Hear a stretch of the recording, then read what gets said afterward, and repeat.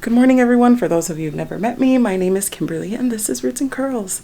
So I'm a little giddy, I'm a little excited because I am on my way to Andy's Orchids open house. I believe they have an open house twice a year, once in the beginning of the year, once towards the end of the year.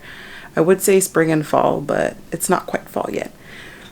I'm excited. It's about an hour and a half away. I'm getting ready. I shouldn't be doing this, but I just thought I'd hop on here real quick and give a little intro. They're a family-owned business in Las Encinitas, they're a family-owned business in Encinitas, which is about an hour and a half away from here, which really means I need to put gas in my maycar. But I believe they specialize in orchids, but that's not the only thing they sell. I've heard that they sell ripsalis. I'm hoping they have epiphyllum, maybe some Hoya, and I believe some aroids, but they have a few things that are not for sale. They're there on display, but they're not for sale. So maybe their aroids might be for their private collection. But I'm really excited. I won't be doing this and talking and pointing and oohing and awing, but I will be showing you maybe the layout and then let you know what I end up buying. I'm really excited and I gotta go. So see you later. Bye.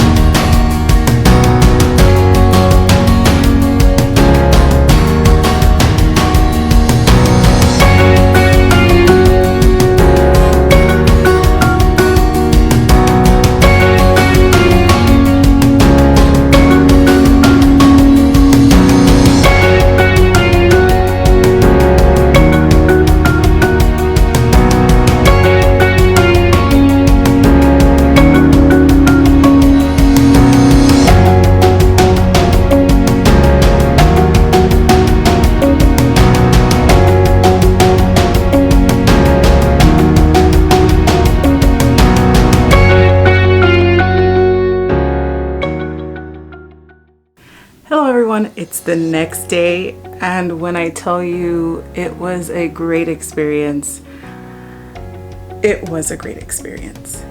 I don't even know where to begin. As soon as we entered Andy's Orchids, it was sensory overload.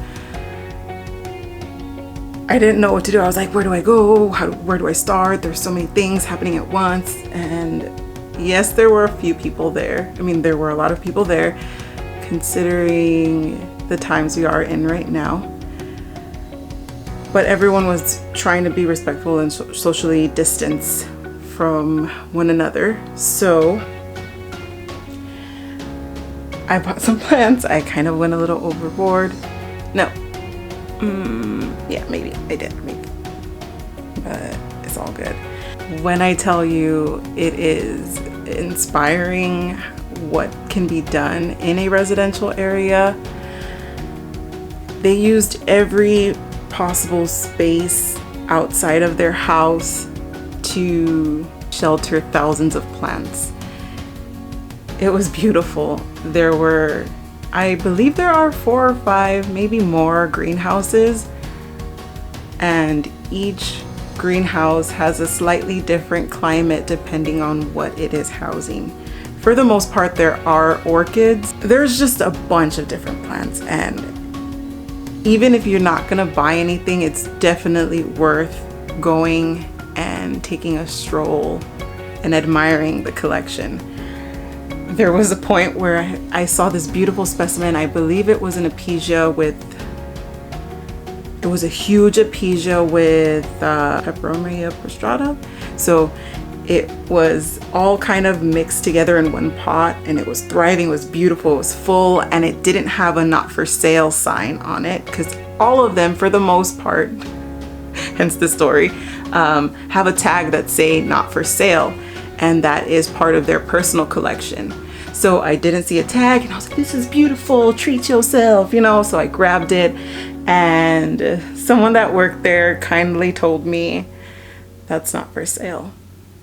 And I had 2 plants, obviously, shopping like this. I had 2 in my hand, and I was like, oh, what? And he pointed at the one, that huge monster, that huge beast, and said, sorry, that one's not for sale.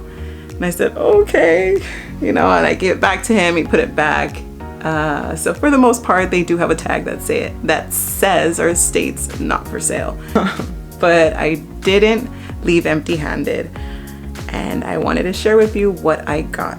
I am super excited and nervous because I am not familiar with any of these plants. So first up is this baby here. Let's see, focus. There we go. This little baby is a Monolina primiflora. I saw bigger specimens there, but I couldn't pass up a small one. This small one was $20, if anyone was wondering. It's definitely going in one of my bell jars, and I honestly wouldn't have minded paying for a bigger specimen because they were really pretty. It's just there were some damage on some of the leaves that I couldn't overlook, so I decided that the smaller ones were probably better steal. Yeah, I need to remember to put this in a bell jar because I don't want it to die. The second one is quite the tall one. The second one is a Nyani menses. It says plant in patience, but under it says a Nyani menses. And this baby is tall. Look at the flowers on this one. I love the veining in this plant as well. On the back side of the plants, it has more of a purpley reddish tint to it. And for $24, I thought it was a steal. I think this one's gonna go in my greenhouse. I need to look up what the care is on this. I believe it'll love a tropical setting. And although I do have a humidifier in my room, I do feel that it has a tendency to dry out or stay a little on the dry side in my room. And I think that the greenhouse will be a better fit for it. Look at these flowers. If I can get them in view. There they are. They're so weird. Look how big this thing is. It's Still going, still going, still going. There. So this third one is Soleanum oleanum, and look at how beautiful it is. Look at the dark foliage at the top. It has a sort of matte tint to it, and it's velvety. And then the underside. The underside is a striking, vibrant purple, and it has a lot of new growth here, so I decided to choose this one out of all of them because it was definitely a hard pick. There were some that had bigger leaves at the base but didn't have a lot of new growth. Then there were some that were smaller and longer. I was stuck between two of them, and I just ended up deciding on this one, and I do not regret it. All of the specimens there were really nice, and I just love it. Look how beautiful it is. So this one's Soleanum oleanum. I'm debating whether or not to have it in my greenhouse or having it in a closed shelving unit that I have in my room, because I did see that some of them had some holes in the leaves, and I don't know if they are, there's something on here. I don't know if they're very appetizing to insects, and I kind of don't want to see a bunch of unnecessary fenestrations on this, unnatural fenestrations on this plant. So this one again was Soleanum oleanum, and I love it. You can get one last glance at the leaves, and then she's gone forever. And it's gone forever, but like not really. I hope I keep this alive. I just got myself a bag of live moss, and I'm really excited and really nervous. I've always wanted live moss, but now that I have it and I bought it and it was $8, so why not? I don't know what to do, and I need to figure out, because it's alive and it just says assorted moss or live moss assorted. So I don't know specifically what kind of moss it is, if it has any specific, I don't know if it has any specific quirks or anything that I need to do in specific to let it live and thrive. But I'm gonna try my best. It says culture, water, XX, temperature XX, light XX. If anyone can tell what it is and knows or is an expert on moss and wants to give me any advice, please let me know in the comments down below, because I want to make this baby thrive. So this last plant, as I stated before, I did purchase at Andy's Orchids, but it was through a different vendor that was there. And it was, I saw it, I was debating between two, like always, kind of indecisive. I wanted to buy both, but I have to budget and be an adult. And I ended up deciding on this beautiful baby, which I am still in awe of. But I didn't have a lot of interaction with the vendor or the people that were there as part of the shop, and they didn't give out a business card. So I did post this picture on Instagram, and Plant by Plants was so gracious enough to let me know who the vendor was. And this last beautiful plant is a Hupersia squarosa. Let's just say that. And it was sold to me by Verdant Vivariums on Instagram. I believe that is also their name. Let me see. Yes. So their name is Verdant Vivariums. I love it. I believe the first time I saw this plant was in Jamie's Jungle on his Instagram, and I said, if I ever see this plant, I'm getting it. It does look prehistoric a little, despite how spiny it looks. It's soft, kind of like a softer pine, and it's so beautiful. And that is it for this time. They are definitely gonna have one, so I don't know, maybe they didn't have one early on in the spring because of COVID, but they are having another open house in December. It is their winter open house and I am definitely going.